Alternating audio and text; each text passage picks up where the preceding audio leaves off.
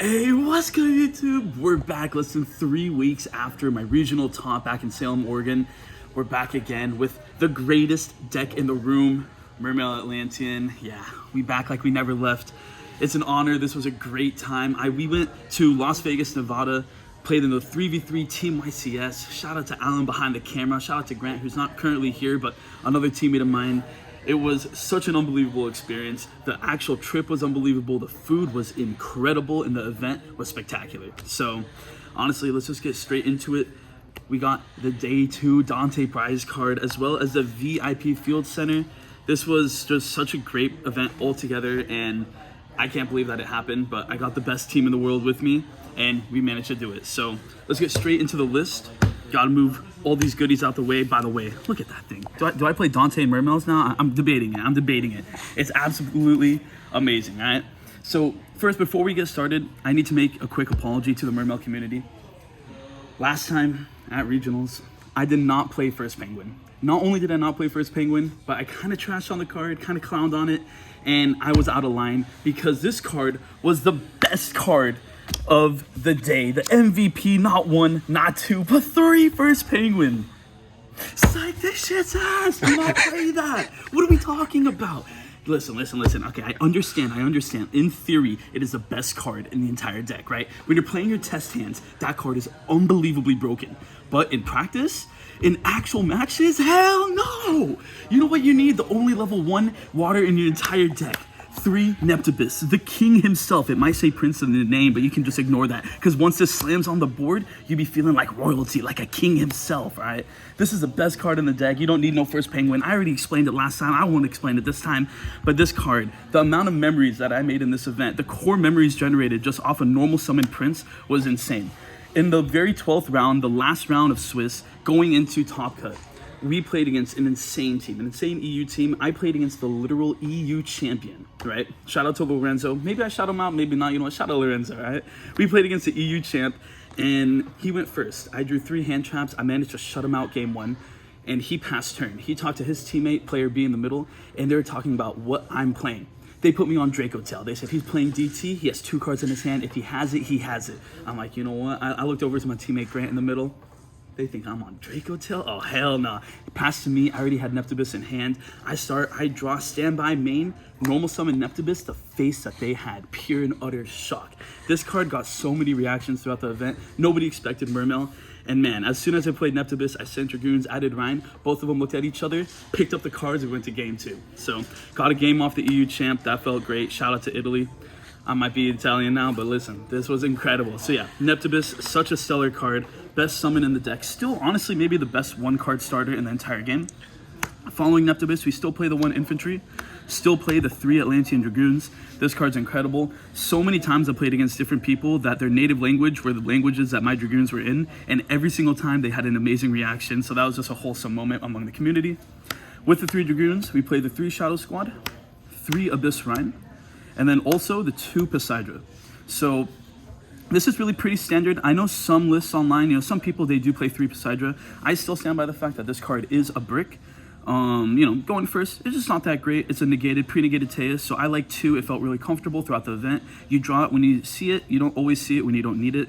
And yeah, if you open a really, really incredible hand, you can search it turn 1, send it to grave to get the Neptibus effect on your opponent's turn. So it's just nice having that extra copy. So this felt really great. I don't think I'll ever swap this lineup, at least for now. And yeah, so really solid all around. So that's all the Atlanteans. Going on to the Mermails. We got the 3 Teus and the 2 Pike. So these cards were phenomenal. Teus honestly had so much value inside this entire tourney. We played 12 rounds of Swiss, and man, I can't tell you how many hand traps I was able to play through just because I hard opened Teus. You can search Teus off First Penguin. While that is true, one thing that First Penguin can't get you is Abyss Rhine before Droll, right? So Teus being able to search out an Abyss Rhine, discarding whatever you need, whether it's a Dragoons, a Shadow Squad, maybe even like an infantry going second, right? And just being able to get to like the crucial pieces was so good. So a lot of value was generated at this event specifically for Teus. And then yeah, 2 Pike, you only need 2 for the combo. We are playing Coelacanth, of course, so you can play 3, you can play other fish targets, but this is really all that you needed.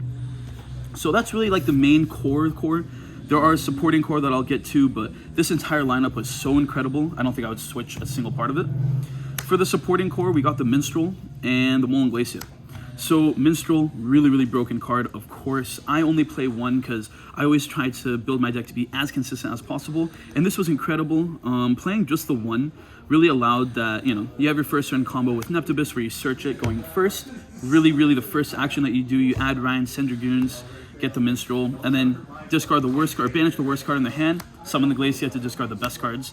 There were a lot of times during the event where honestly, a lot of people just scooped instantly when they saw the Minstrel. Sometimes they had no hand traps, sometimes they didn't want to give that information, and I'll take a free game one. Actually, throughout the event, I 2-0'd almost every single match that I won. I only went to game 3, I think once or twice. I actually went X3 through the whole event, so it was really incredible. Minstrel really put in a lot of work for that. I'm really happy I didn't play 2 or 3. I did side the second, but even when I sided the second in for going first, it still felt a little bricky. So yeah, one was perfect, and I mean, Molen Glacier, El Senor, man, come on now. This was the MVP of the day as well. Being able to rip 2 out of my opponent's hand, especially when I got hand trapped and I got into awkward situations, just having an ability to discard a third of their hand, maybe make a half board myself, and that being enough, all you need.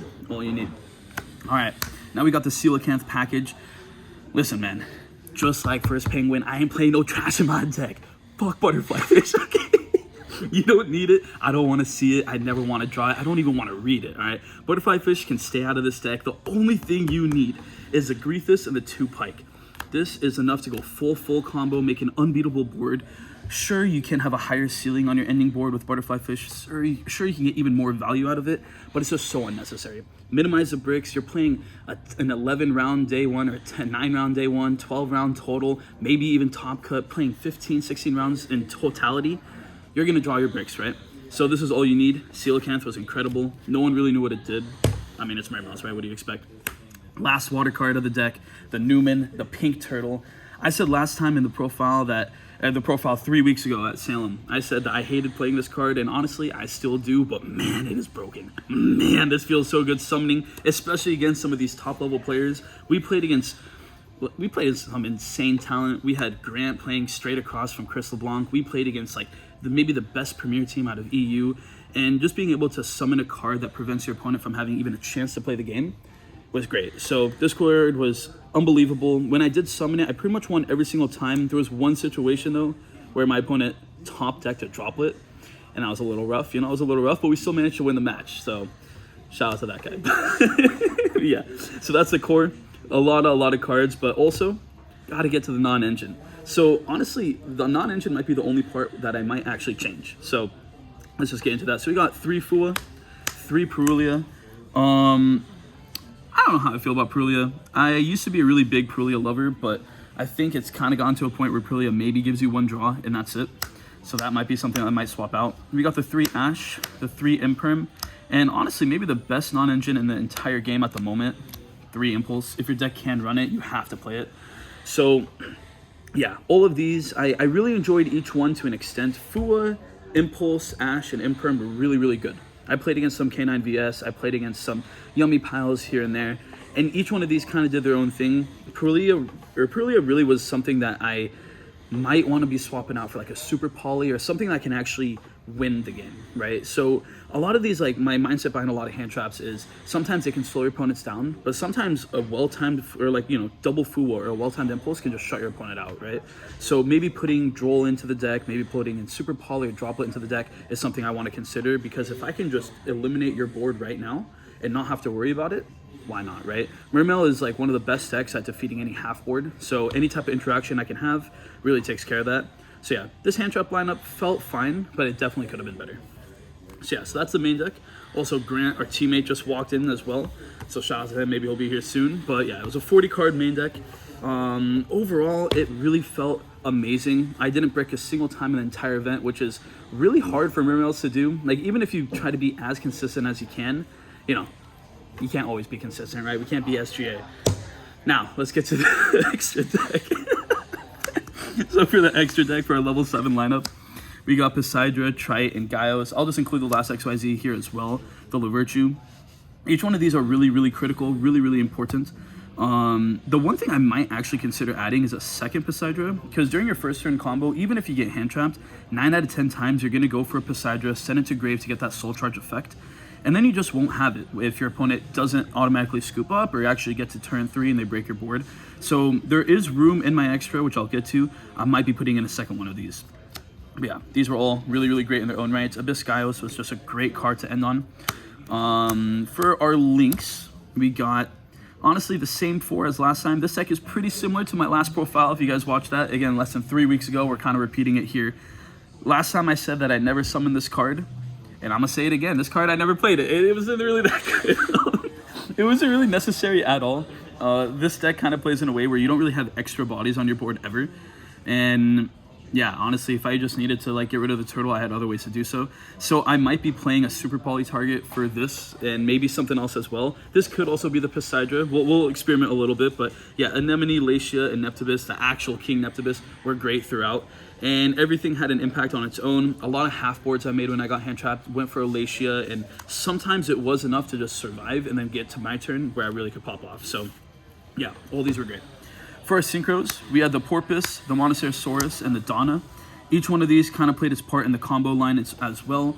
I actually did summon Porpoise a lot. There were a lot of points at in the game where just having the ability to go for a level 6 synchro, get back a level 3 tuner, and go into something like a Croc or maybe even something bigger was really, really strong. So these put up a lot of value. Donna, incredible card. And yeah, Monocerosaurus just puts up another body to continue comboing off.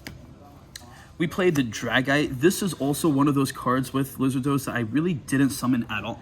I actually didn't summon this one time in the entire event, and I didn't need to. So Dragite, I don't know if I want to cut it though, because it is really the only spell and trap negate in the entire deck.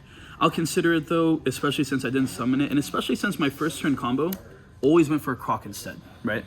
So since I'm not playing Butterfly Fish or not playing any of the other Fishborg, Trash, or anything like that, I don't need to summon Dragite. I summon Croc, draw 1, being able to go into a Porpoise to summon back 1, and then stacking your deck with Minstrel. You know, it just enables so much value and so many opportunities. So Croc really put in a lot of work. Dragite could be a super poly target in the next list. And then maybe the coolest synchro of the day, a core memory in the making, Trishula. This card was incredible. Shout out to Grant especially for this. A lot of times when I went first, I saw my opponent's hand. I saw that they had pure engine, enough engine to maybe break through my own board. I go for the Minstrel, banish 1. Go for the Glacia, discard 2. Instead of going for a Croc to draw 1, I said go for a Trish. Get another card out of their hand, maybe get an Engraver or a useful card in the grave, banish as well. My opponent's on 2 or 3 cards. Their grave is pretty much empty. I still have the turtle. I still have interaction. I still have hand traps. And there was one point where we were going in game 3, close to time. This was a round that really, really mattered for the whole team going into top cut and whatnot. And Grant looked at me. He said, "Hey, can you make Trish?" I said yes. And it was just game over after that. We did everything we needed to do. And I think I might need to get a Starlight Trish signed by that man. So shout out to Trish, really making core memories in the game.